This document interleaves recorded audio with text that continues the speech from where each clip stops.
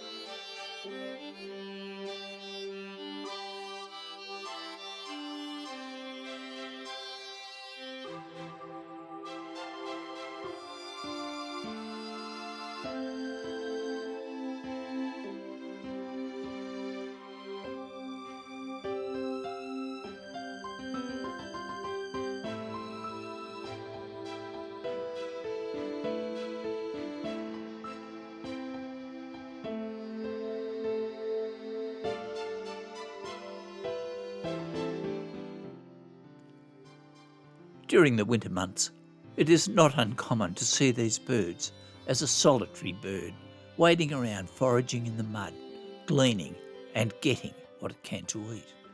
However, when it comes more to spring and summer, we often find these birds are in pairs. Here one bird amongst the mangrove shoots, and there, the second one, the partner presumably, is not far behind.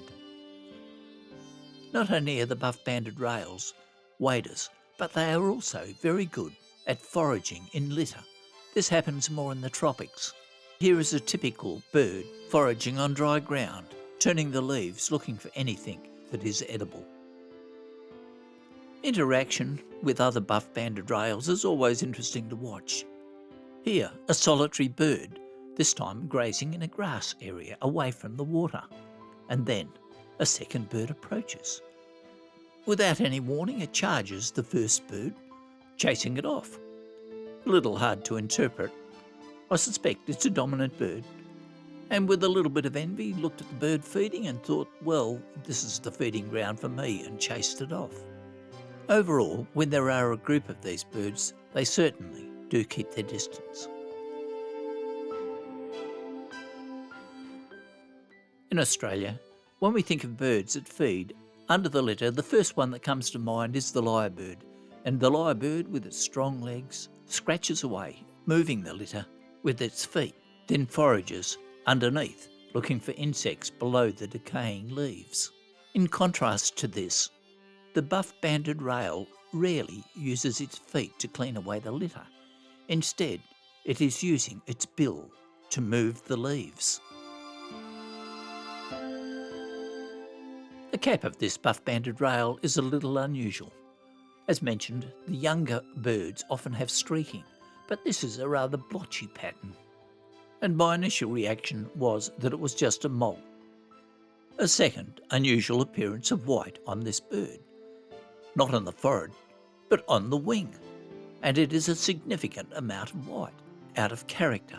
I photographed this bird on an island on the Barrier Reef, where there are lots of seabirds, and initially I thought it was guano, but it is a distinctive change in the feathers. Once again, I presume that it is moult, but rather unusual.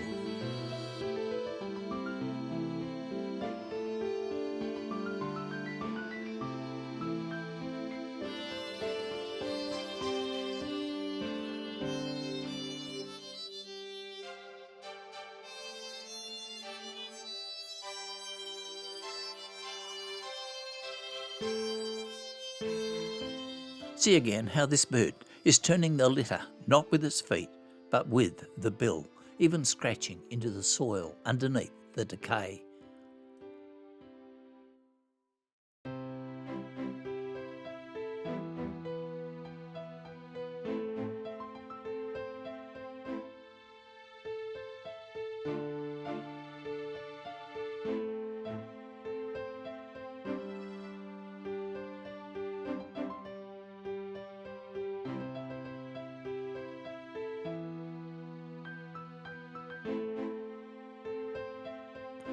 I was fascinated by this bird. The amount of energy it puts into turning the leaves and digging into the soil, sometimes finding food and sometimes not, is amazing. But let's look at a bird that does, in fact, catch something.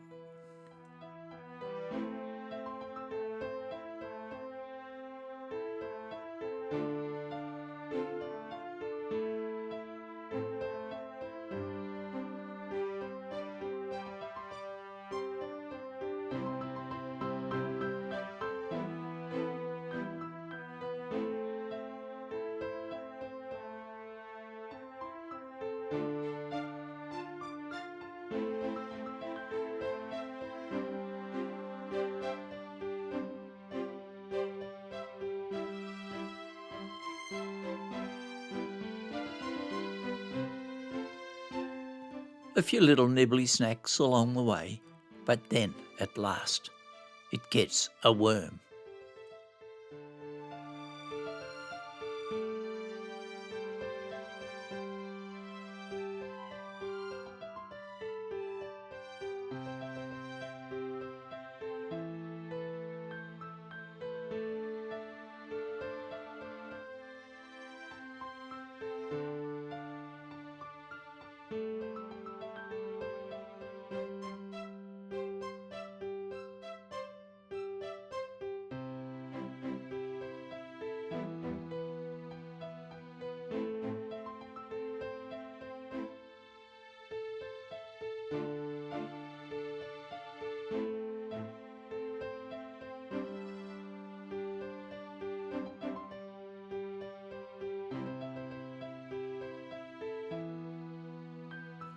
Another feature that you can see here is when these birds are in the rainforest areas.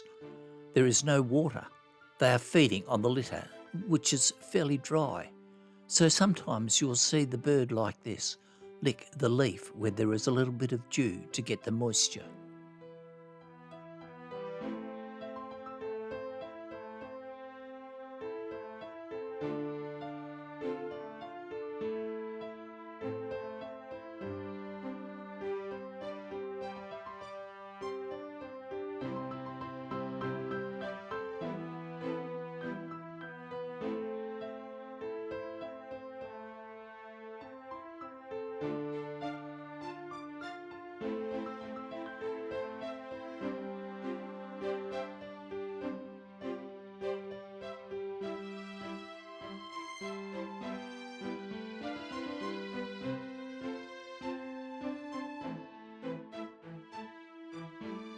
Before looking at breeding, I was just interested in this situation where there are buff-banded rails in an urban area living out of trash and begging for food. Look at this pose, right near the restaurant. Any of the locals are bound to give it a few scraps of food.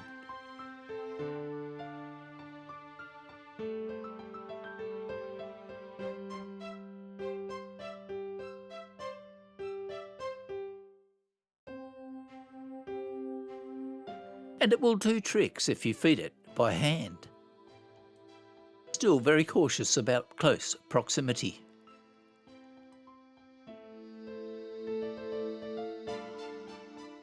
A chick, and these downy chicks are black. And most waders have precocial chicks, but the Rallidae, when they have chicks, they don't find food for themselves. They are fed from the bill of the adult, and both male and female tend to feed the chicks together.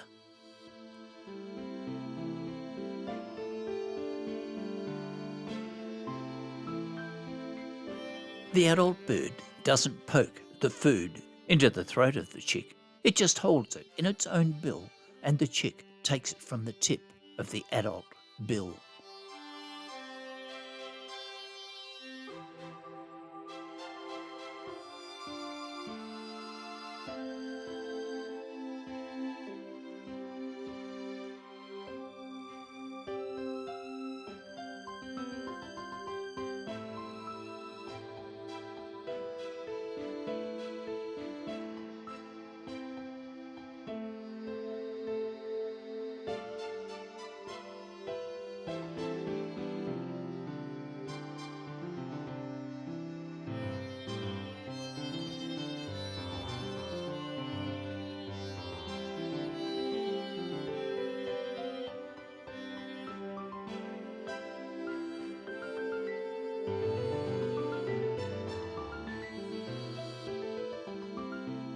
A pair feeding chicks.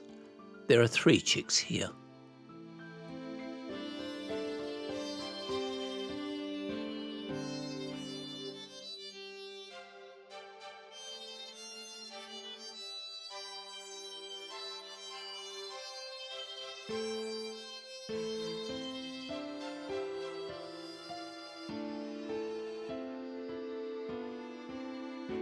On behalf of Plumes of Oz, thank you for watching.